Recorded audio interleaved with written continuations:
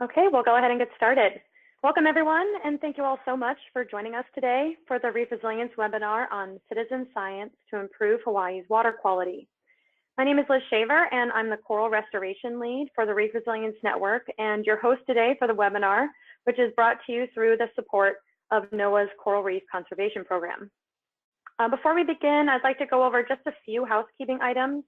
Today's webinar will be about 45 minutes long, and there will be a question and answer period at the end of the presentation, followed by an opportunity for additional Q&A online on the Reef Resilience Network forum. And I'll talk a little bit more about that at the end of the webinar. There are two ways, main ways that you can ask questions during the webinar Q&A session. The first is that you can use the question box anytime throughout the webinar to send questions, and we'll keep track of those for the end of the presentation. The other way is that you can raise your hand during the question session of the webinar, and we'll take your question during that time. You raise your hand by clicking on the small hand icon that's on the toolbar just to the left of your name. And if you're having any technical difficulties like trouble hearing or seeing the slides, please just let us know. You can send us a message through that same question box, and we'll try to resolve that issue with you. So before I introduce today's presenters, we'd like to get just a sense of who's in the audience today by asking two quick poll questions.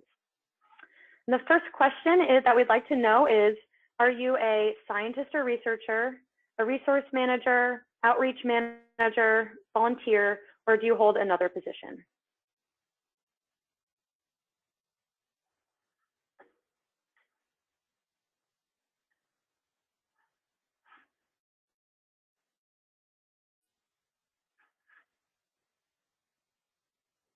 Okay, so the results for that, it looks like most of our audience members are resource managers, 36%, but that's pretty close to scientists and researchers or in the other category. And then we also have a few outreach managers and volunteers in the audience as well. Okay, so for our second question, we'd like to know if there's any particular aspect of this partnership that you're most interested in learning about today. For instance, it can be funding, how to engage volunteers, data collection. You're just interested in the partnership overall or other aspects.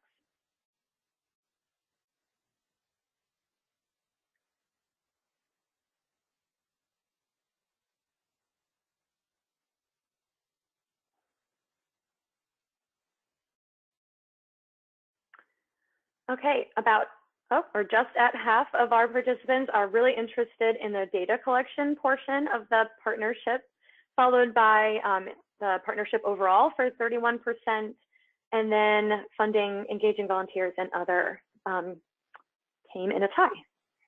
Okay, great. Thanks everyone for participating in those poll questions. That will help us, I think, with the as we keep going with the webinar. So now I'd like to introduce our presenters. We're really fortunate today to hear from three different presenters, Alana Yorkanen, Dr. Kim Valinsky, and Tova Callender. So Alana is the Maui Assistant Marine Coordinator for the Nature Conservancy and the Communications and Safety Coordinator for Hui Oka Viola. For the Hui, Alana works on outreach, communications, marketing, and managing content for their website. She also works closely with Hui volunteers, including developing safety protocols and tracking volunteer hours for grant reporting. Dr. Kim Valinsky is the Marine Science Advisor for the Nature Conservancy and the Quality Assurance Officer for the Hui Oka Viola. Kim has worn many hats with the Hui, helping to create the Quality Assurance Project Plan, purchasing lab equipment, determining program budgets, and developing the quality assurance process with the Department of Health. She is also responsible for analyzing and visualizing data, water quality data, teaching volunteer training courses, and promoting the Hui in Hawaii and beyond. And then lastly, Tova Callender is the coordinator for the West Maui Ridge to Reef Initiative and a committee member for the Hui Oka Viola. Tova sits on the steering committee for the Hui, where she supports organizational progress, architecture, and growth. As the coordinator for the West Maui Ridge to Reef Initiative, she looks for synergies, connections to funding, and related efforts linked to West Maui, as well as a way to use water quality monitoring data and address issues through mitigation projects in the watershed. So I'm now excited to pass things over to Alana to begin the presentation.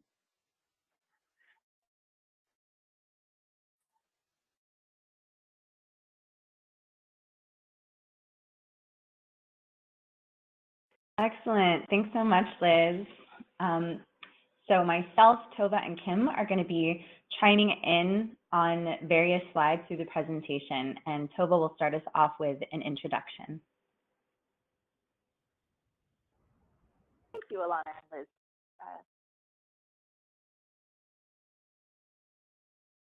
So Hui o ka Waiʻola, and this is a coalition between 3 groups, PNC, West Maui, Reef, and Maui Nui Marine Resource Council, who came together to try and address the needs that we have in our area for quality coastal water quality monitoring data. Next slide. So why do we need a recipe at all for this? It sounds straightforward. We need data so we can better manage. But what we found is it wasn't quite as straightforward as we thought. In Maui, in Hawaii, we have an integrated report that comes out every 2 years. So in these integrated reports, we didn't really have a good sense of what was going on because there wasn't enough data to back it up. Sampling had been sporadic and not enough data was entering in to really feel like we could confidently say Maui's waters were worse than the rest of Hawaii. And so we've been needing to get to a point where we could have this program running the leeward coast of Maui, getting regular data for nutrients, physical parameters, and such as turbidity that is made available to the public. So in this presentation, we are going to go over what are those main ingredients that come into making a successful initiative for water quality monitoring, what are the communication pieces we have in place, what's the data looking like and used for, and how are we moving forward. So a lot of that would be two next slides. One more to community interest, please. Thank you. So the very first ingredient that has to be in place if you're going to start a community-based water quality initiative is the community has to want to know more about what's happening. A very active community involved with the ocean and curious about coral reef health and what's happening in those nearshore reef areas. In this photo, you see Darla from Department of Aquatic Resources pointing out big sections of reefs that are dead. And as we all know, you can only manage what you measure. So if we don't know what's happening to those nearshore waters, we don't have the ability to manage them.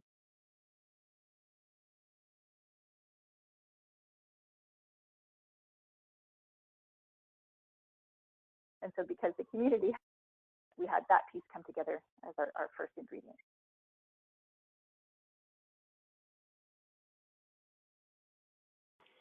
Hi all, this is Alana now. Sorry for the technical difficulties. I'm not quite sure what's going on, but hopefully this screen view can work and is less distracting. And we'll dive into our second ingredient, which are of course the people involved in our program. And it's very clear for Hui o ka Waiʻola that the volunteers are the foundation and feet on the ground for the organization. And without them and their community interest, the program would not look and function as it does today. We also have this layout here to map out kind of the reporting structure of Hui o ka Waiʻola. Up at the top is the steering committee, which has about 5 to 8 members from the 3 partner organizations.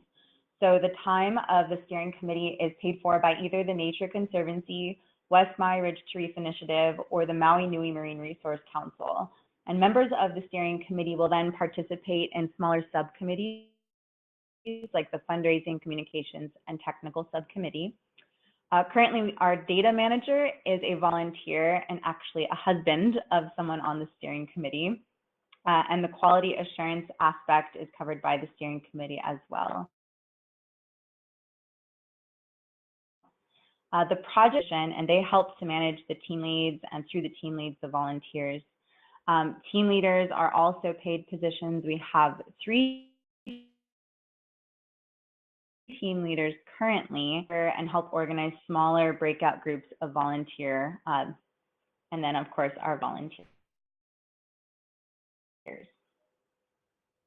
Trainings have been an integral part of getting everyone on the same page.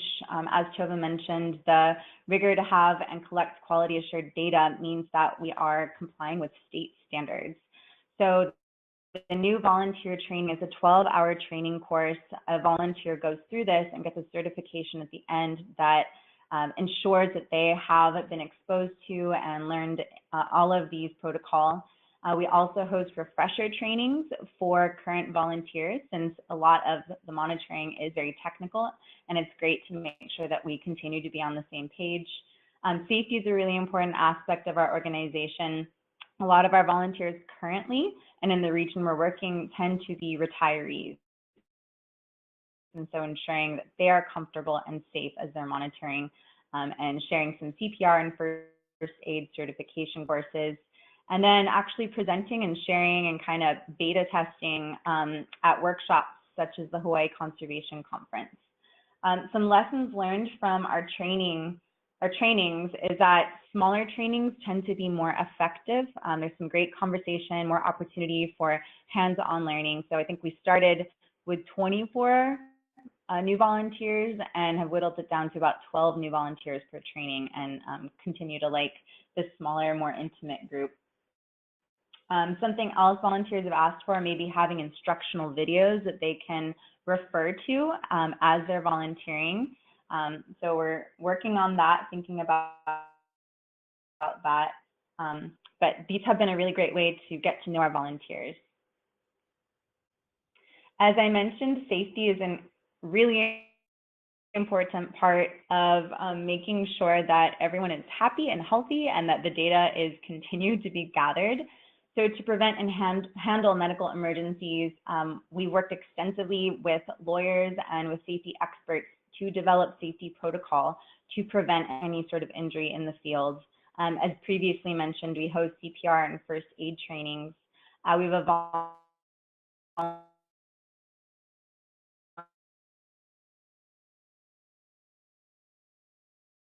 volunteer waiver that ensures we lay out and highlight what to do in the instance of an emergency. It provides all of the GPS points of where we tend to monitor so that we can report that if we're talking to 911. And it also shows the nearest clinics and what they are equipped to treat, just so we have that all laid out ahead of time. An incident report form, if someone were to get injured, whether it just be a scratch, if something was used from the first aid kit, they then document that, so we make sure our first aid kit is completely up to date. And the first aid kit and all of these forms are included in a safety backpack that stays with the volunteers while they're in the field.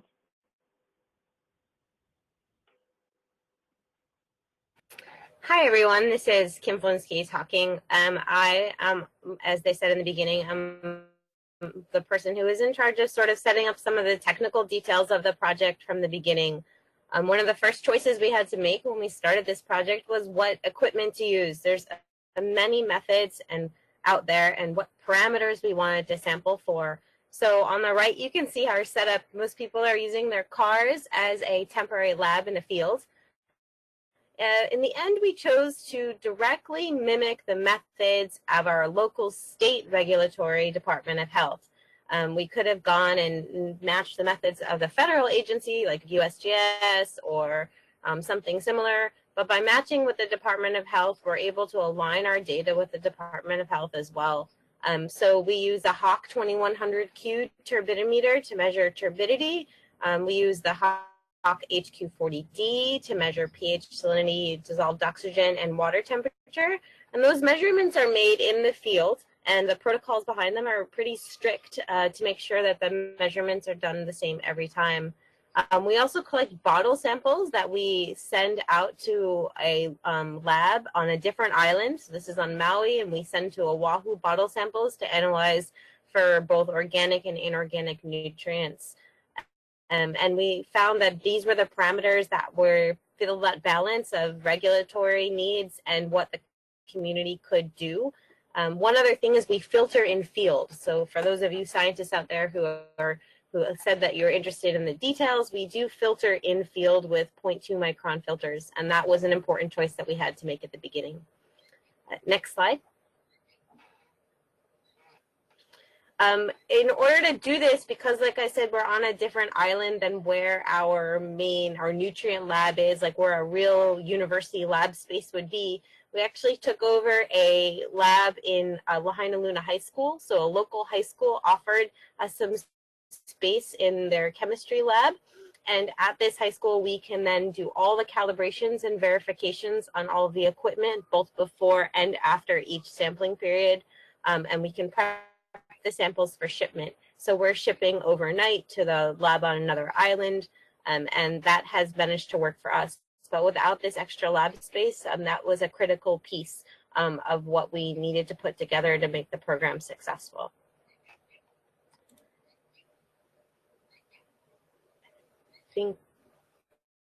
Back to Tova here. That's Tova. Yeah. It's not program, right? Because it's volunteers. Well, what we found was there is more to funding something like this than just the cost of sampling. There's a cost of shipping, setting up the labs, all of the equipment, keeping up with all of the equipment and supplies, replacing supplies as the consumables are used, and doing the repairs on the rest of the equipment over time. And so it has turned out that perpetual fundraising is necessary. Perhaps the largest component of the cost of the program that we didn't anticipate upfront was that because we're requiring quite a lot from some of the volunteers who support the program, we found that it was necessary to pay stipends for some of those roles to clearly communicate the level of commitment that we were looking for with those people. And so with all of that together, we found that for just under $4,000 per site, that will cover 1 year of sampling. And that's sampling that's happening every 3 weeks. So we've been very fortunate to date to be able to keep up with the financial needs of the program by fundraising both through grants, local donors, and with any luck, we're going to have more support from the local community coming through an Adopt a Site program going forward.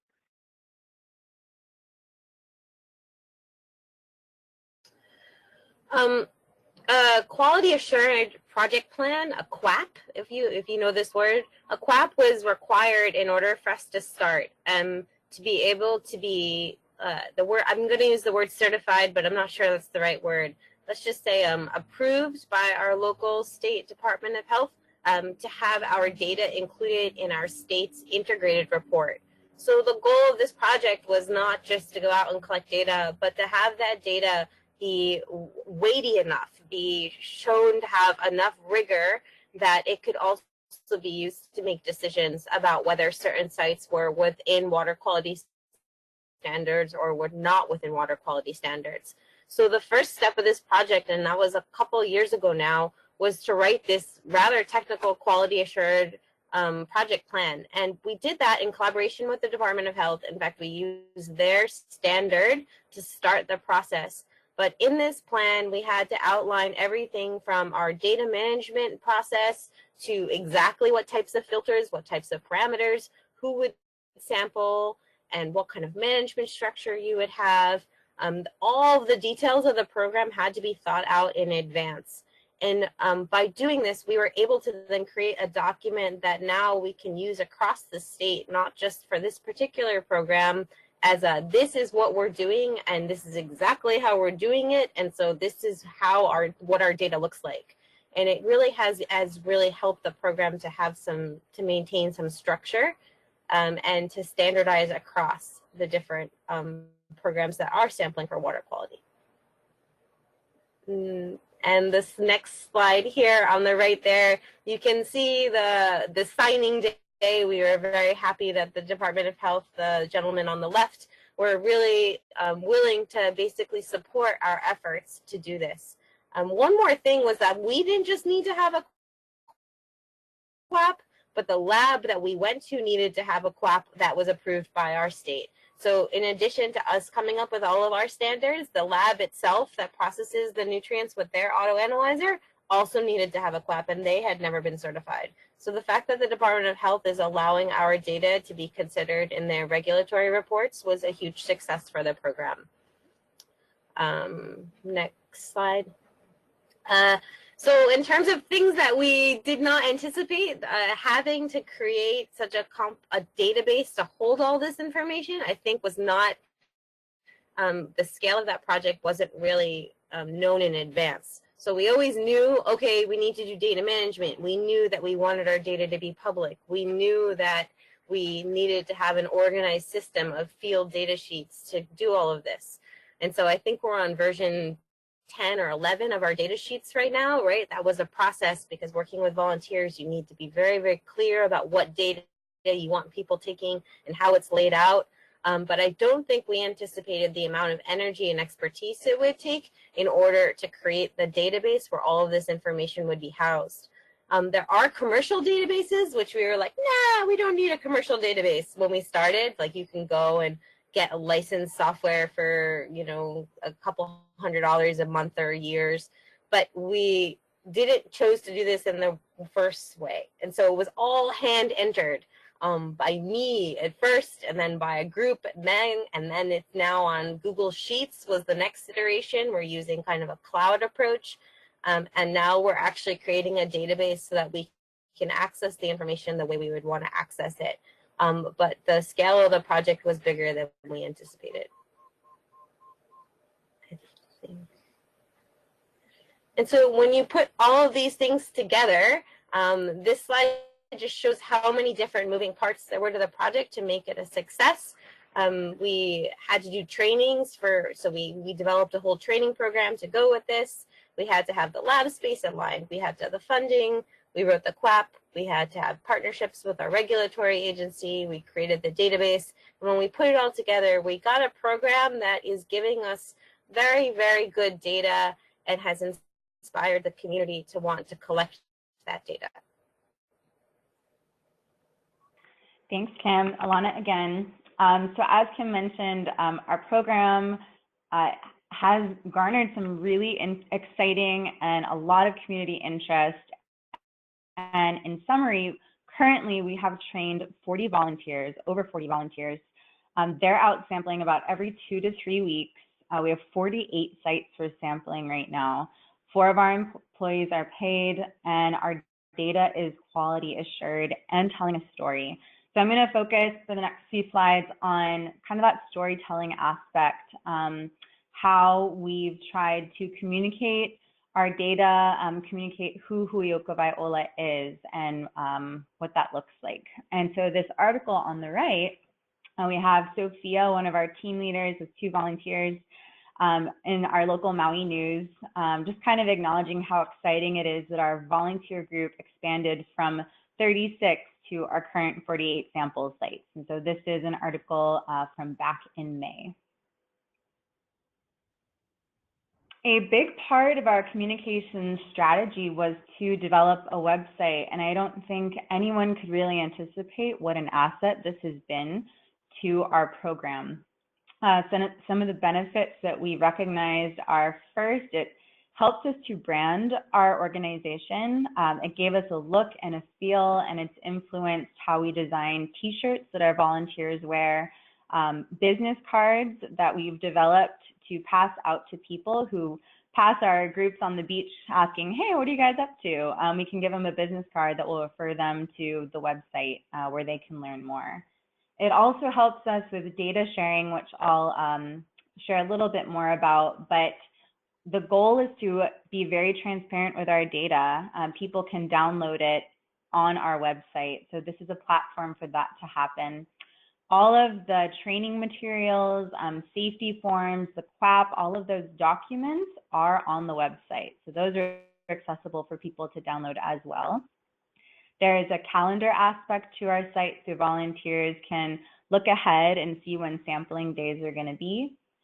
We get to internally see the statistics on our visitations, so how many people are actually visiting our website. And we're always amazed. It's around 200 individuals every single week are checking out what we're doing. And that's telling us that this community interest is real, and people continue to come and visit our website for various reasons. We also have a pathway for people to donate and to volunteer. So if people are wanting to contribute to this program in one way or another, they can be linked to a donation site or contact us and let us know why they would like to volunteer. This is a snapshot of one of the screens. I wanted to show this just because we really like to highlight our Clean Ocean team, our volunteers. We really put them at the forefront. If you visit our website later, you can actually see everyone's face and name, but we really want to acknowledge how incredible and special they are. And we find that it's a really fun way to be able to put them on the website. I think it tickles them. The data section, again, is where you can actually see where we're sampling and download that data and look at some visualizations that Kim has come up with that we'll look at a little bit later in this presentation. And again, those easy pathways to either become a volunteer or donate your treasure. This is that download your data sheet. And something that's been really fun is step one, asking people first to share their name and their contact information and why they're wanting to use the data. It's been really cool to see what organizations have been interested or individuals, and we can kind of start a conversation and find out where our data is actually ending up and how it's being used to leverage other projects. Currently, we have it split up in the two regions we're sampling, West and South Maui, for ease of people wanting to just hone in on a couple sites in their region. And of course, it's integral always to acknowledge the partners and supporters. We like to do this in all of our presentations, just an important part of outreach.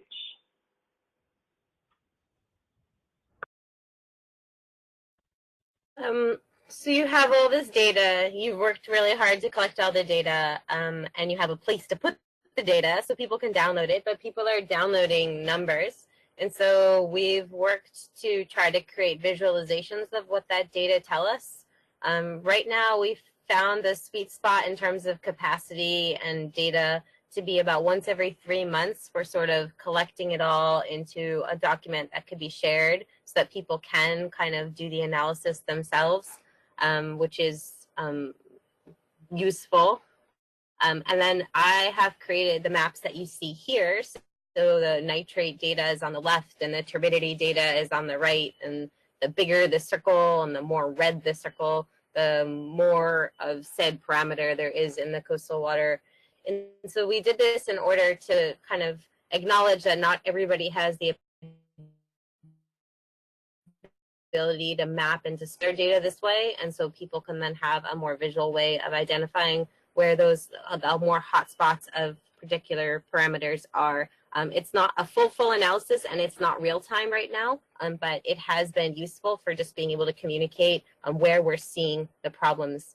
For just some tiny technical details, we're using a geomean, not an arithmetic mean, so we're trying to temper down some of the bigger spikes in the data, and you know there is a correlation between some different types of land use, and there are stories that you can tell with this data, and so having a way to present it has been important. Another alternative is to kind of contact your local IOS, whatever it's called IOOS, the guys who are data sourcing, and they might already have a way of bringing the data in and visualizing it on their own platform. So there's a bunch of ways you can do this to kind of without having to use GIS skills, but it has been useful for us.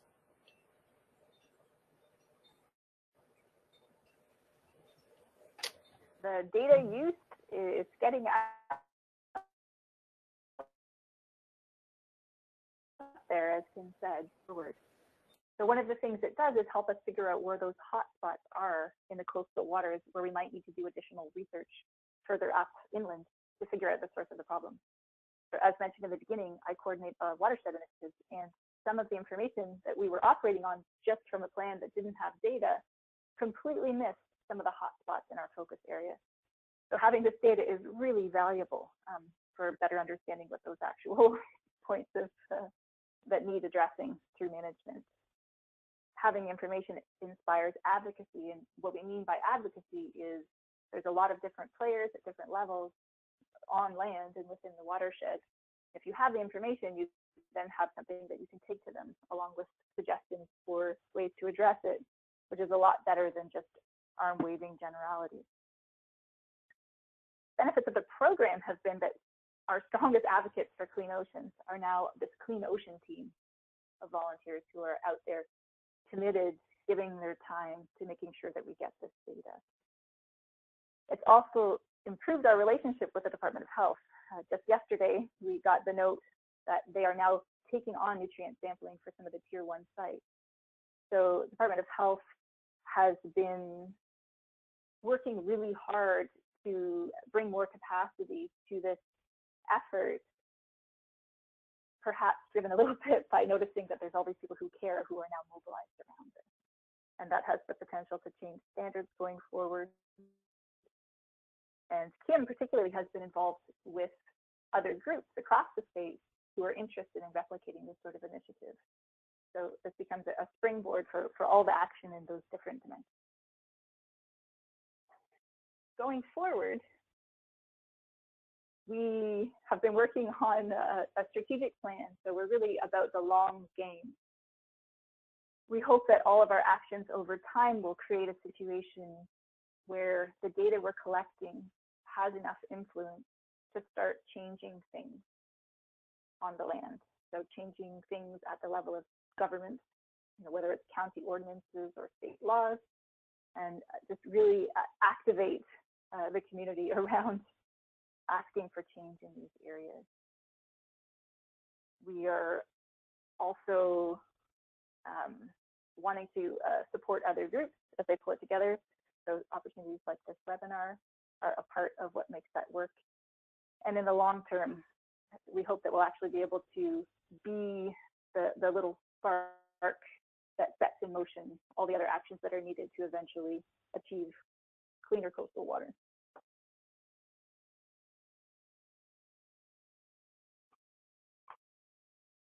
It has been a real joy to be a part of this initiative and actually see something be created that's valuable and has the support of the community. So I thank you all for listening and for the opportunity to share a bit about this with you.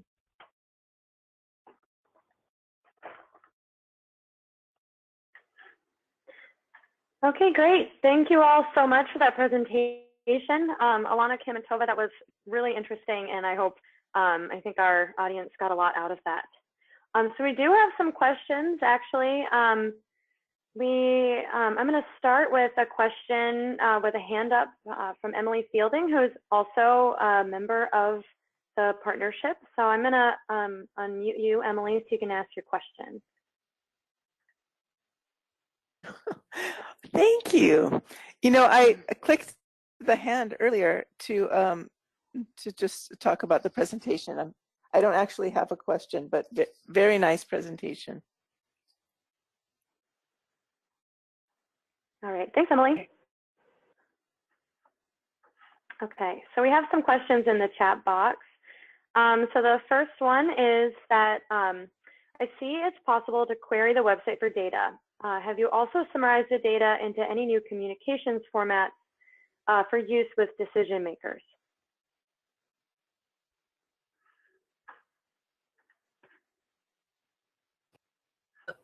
This is Kim. We're in the process of creating a report that would be that. And I think it's just hard to figure out that sweet spot between too long and too technical and too short and not really useful. So I think there's been a lot of back and forth on that. But we are in the process of creating a report that would be more easily digestible by decision makers.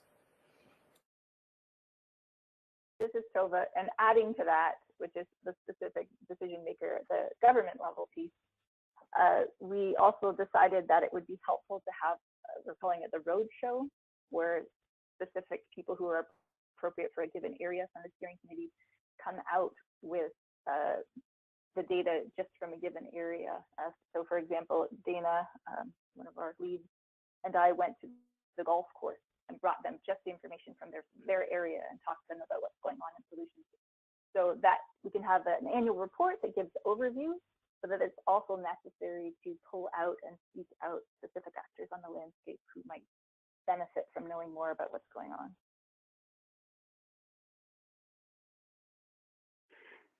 Okay, great. Thank you, guys. Our next question is, are there any concrete actions that have been made by managers or policymakers using the data collected? And if so, what do you think was the key factor in helping drive doing something differently based on this water quality monitoring data?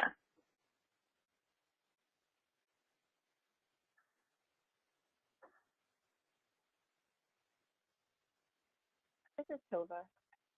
This data has gone into helping us shape some of our management projects on the west side of Maui.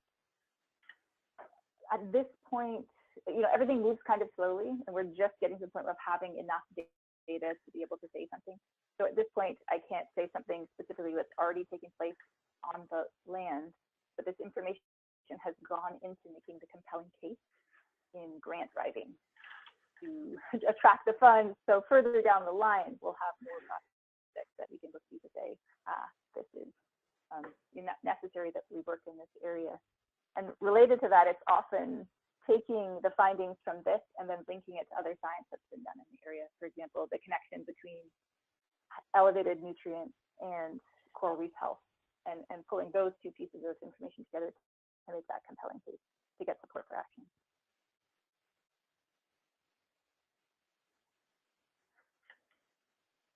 Okay. Okay, our next question is, have you thought about using an app like Survey 123 to collect the data, and maybe generally about using apps in general for data collection? Yes, as we said, most of our volunteers are retirees, and because of the nature of that, plus the water collection and the documentation trail, any kind of efforts made to go towards the app really have shown that people are a lot happier working on paper, and that the people who are trying to make sure there are no errors in the data are a lot happier working on paper. It's just so much easier to see.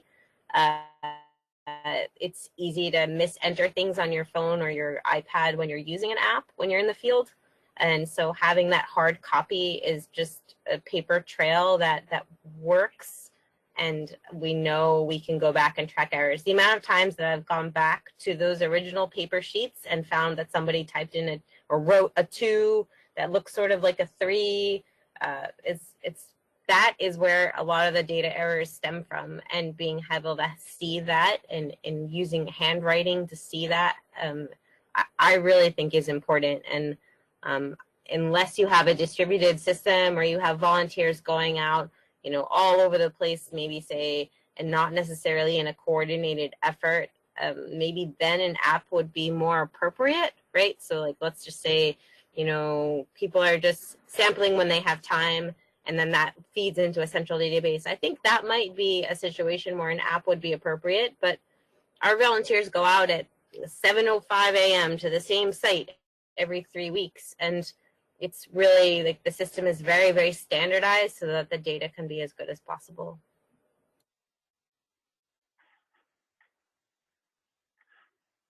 All right, thank you. So the next question is asking whether it's possible to receive training certifications from your program if someone is not a volunteer. For instance, this person asking this question is working on their own water quality project, and think it would be great for them. So is it possible for people not working with you directly as volunteers to also learn from your work and trainings?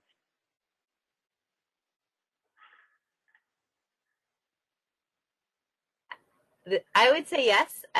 We would be happy to share some of our training materials, and if you can get yourself to Maui, I'm sure we would consider it. We try to keep our trainings pretty small, and they keep getting smaller because the hands-on part of it is pretty important. But we have done sort of roadshow trainings too, or at least I've done sort of roadshow trainings too. I think we would be open to considering something like that. But Alana and Tova, you can. Yeah, I definitely agree.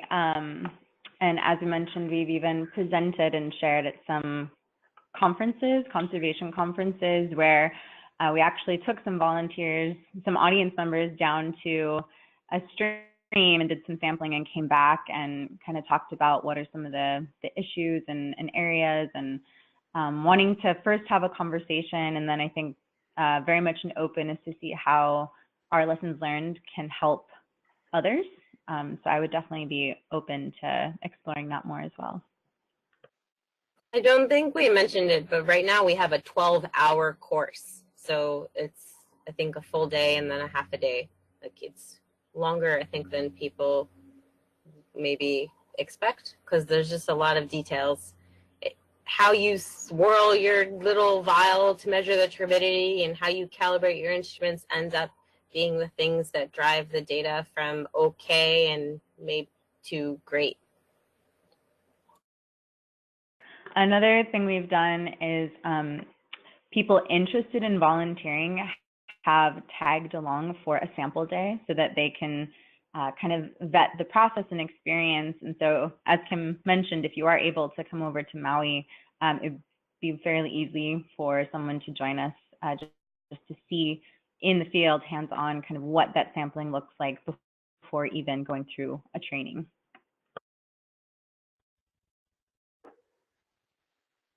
Great, thank you guys. So the next question is asking, what platform are you using to create your database? I believe the database is being built in SQL.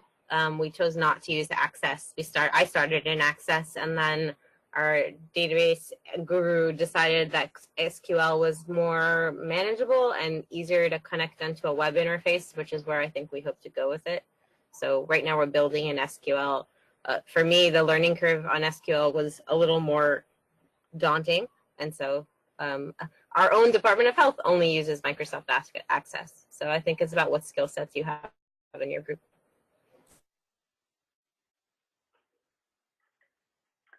All right, thank you. So our next question is asking about the partnership with the local high school where you use their chemistry lab, and whether it's an opportunity that you guys also use for engaging teachers and students in this water quality analysis work.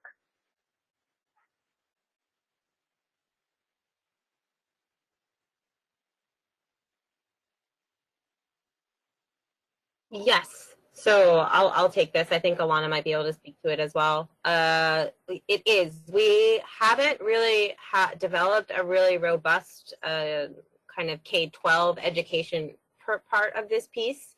And I think we acknowledge that we could if we wanted to. Our focus has the program to get volunteers together and do everything we've mentioned so far kind of has taken the real forefront of this.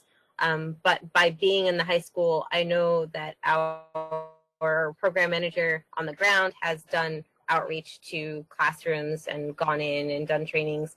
I acknowledge that I think we could probably be using it as a stronger base to get into to kind of K12 education and working with teachers. Yeah, and to build upon, it's in our growth plan. Oh, you go, Alana. I was just about to say that, Tova.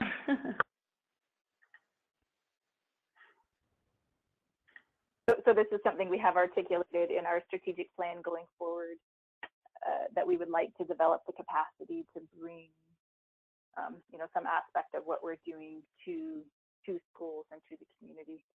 It's only been a limitation of capacity, not of desire. And there has been a little bit of interface happening. I believe it was last week, there was a high school student who's doing a senior project on Huiokawaiola and the water quality work. And so he spent a lot of time out with the team. And that comes from having a presence at the back of the room and there being some discussion about what's happening there. But more to come in the future, we hope, with that.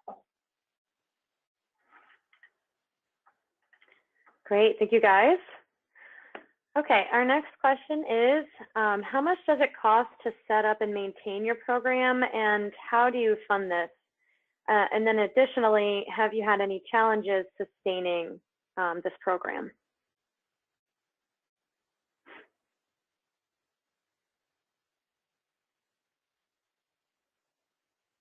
Tova, I'll you start want to question. start? Yeah, I'll start. So when we put all our costs in, whether they be, you know, the reoccurring, the consumables, or the depreciation on our assets and the stipends to support the labor, it comes out to about $4,000 per site per year if sampling every 2 years. So that's sort of where we've settled in terms of the cost of the program. Of course, it's all a function of how many sites we're doing, so that has the potential to change over time. We've been quite fortunate to get a number of grants to get up and going.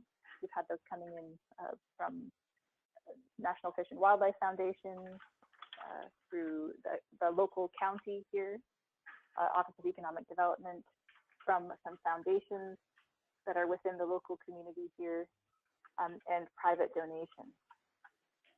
Going forward, we would like to get into a more sustainable place.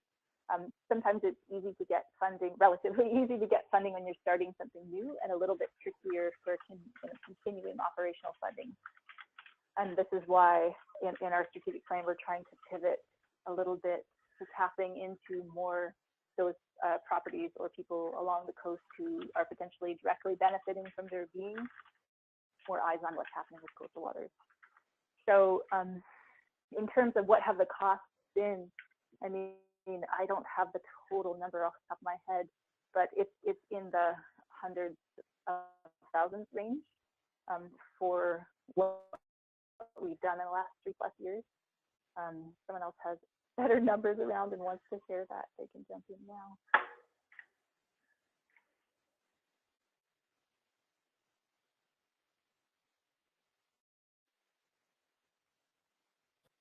I think the important piece was that we were grant funded to get the initial equipment purchases and some of the initial staff time and to write the QAC to get us started, and then have been piecemealing the additional sites, adding on with different organizational capacities. Having multiple organizations involved has been great because it allows us kind of a multiple approach to being able to fund this.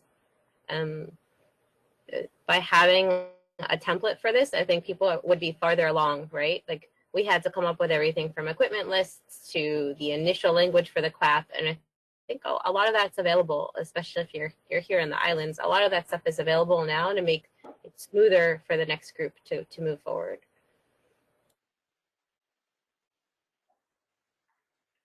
Great, thank you guys. The next question is, do your sites overlap with the sites surveyed by the Department of Health, and does the frequency or sampling method differ significantly between your program and the Department of Health?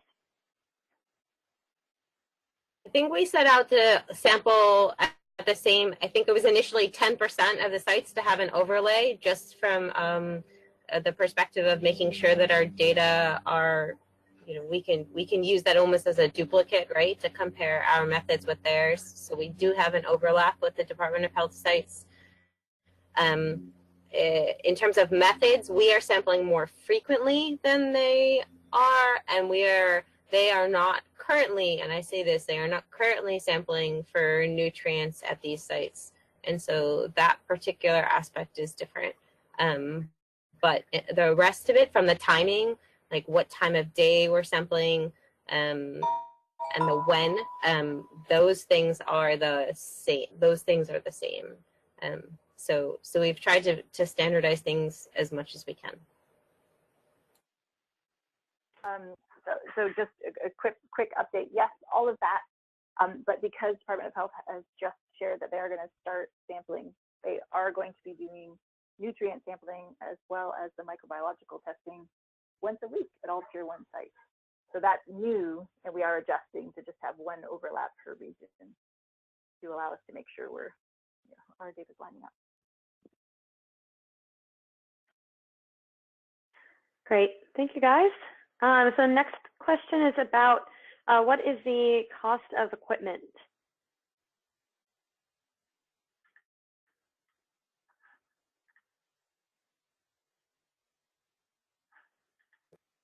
The startup lab, sorry, I don't have an exact number. Tova, maybe you have an exact number off the top of your head?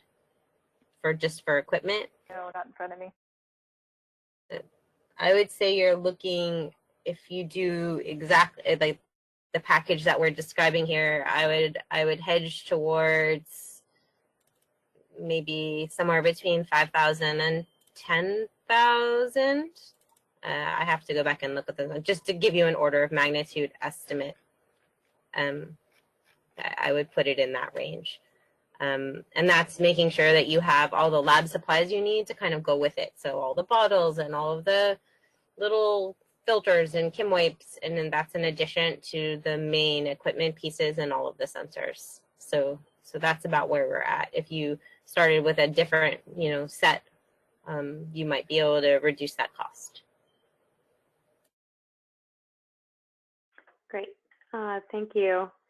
So this next question is about the program structure that you guys had and showed in one of your slides. And the question is, how did you create and decide on this structure, since you're a partnership and likely it was a process to get to that structure with the rest of your partners?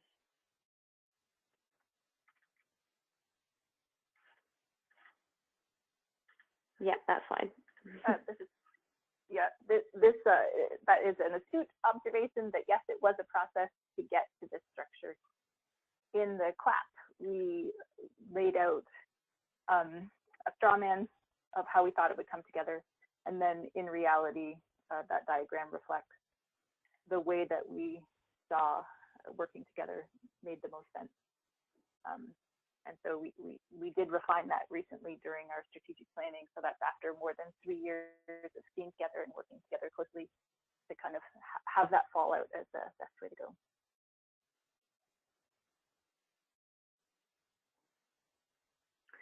Great, okay. The next question is, do you have a strategy for how you go about recruiting volunteers and then also how you retain your volunteers?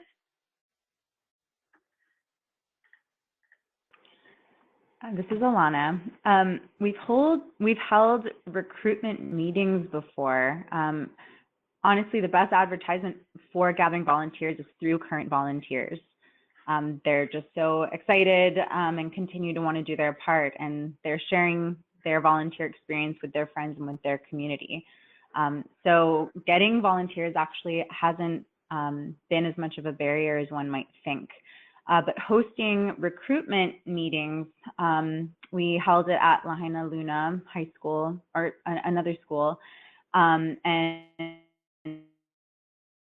gave a short PowerPoint presentation, and then had small breakout groups where current volunteers shared process. So how do you measure turbidity, and actually looked at a couple samples and talked about some of their roles as volunteers. And so that was a great opportunity to connect with community. That was announced in the local newspaper and again through our volunteers and networks. So that was a great event. We did get some volunteers from that, but really word of mouth has been the best strategy. Continuing to do webinars like this, participating in conferences, those have been part of our strategy as well. And Kim and Tova, please feel free to speak to any other strategies, communication outreach strategies that you've seen. Just the other part of the question, Mrs. Tova, was around retention. And I think there's always room for improvement in this, but we have organized get-togethers for the volunteers that were social, just to come together as people and to commune and be together as a community. That seems to have been a nice way of making people feel appreciated. I think that we're always needing to think about how to keep people excited about it. Some of the logo wear is one of the ways, logo pens and other just sort of little give backs to make sure they're feeling a part of something. As Alana mentioned earlier, having them featured on the website is another way to show that they're appreciated and give them a venue to be featured within their community. All right, and then we have time for just one more quick question, and that is, what is a geographic area on Maui that you work in? So how big is this program geographically?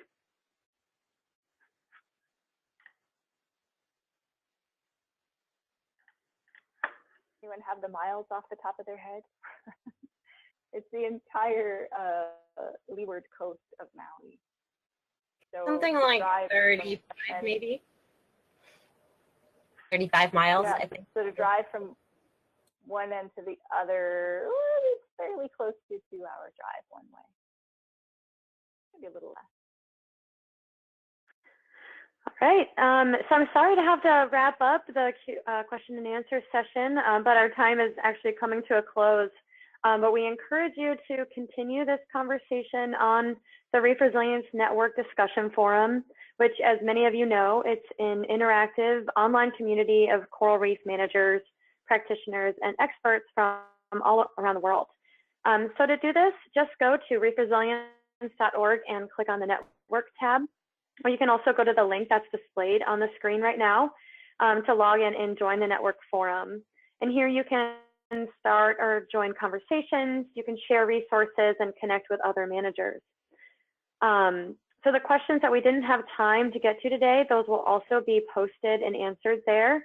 On the network forum, we'll have a group specifically for this webinar. And we'll also be sending out instructions on how to log in into the forum when we email the link out for this webinar recording.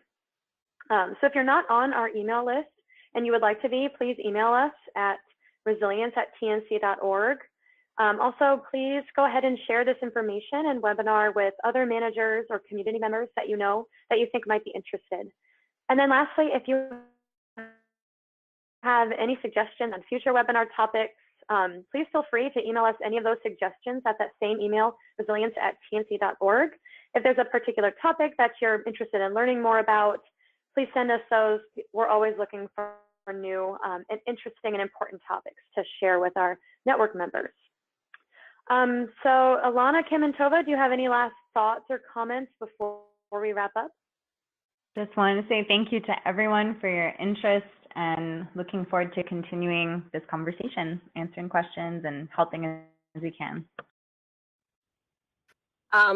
It's super technical, but if you guys need assistance, please email us at huiokawai'ola@gmail.com. I have kind of numbers and equipment lists. We have all the information on our website with the initial QA. I guess I just hope that this work can be started as a platform for other groups to get started so they don't have to come back to page one, right? That they can use the resources we've built so far. Great, and we'll go ahead and post that email, your email, in the network forum as well, so that audience members today can access it there. So thank you everyone again for joining us for the webinar today, and a very special thank you again to our presenters, Alana, Kim, and Tova. Thank you guys very much for sharing all this information.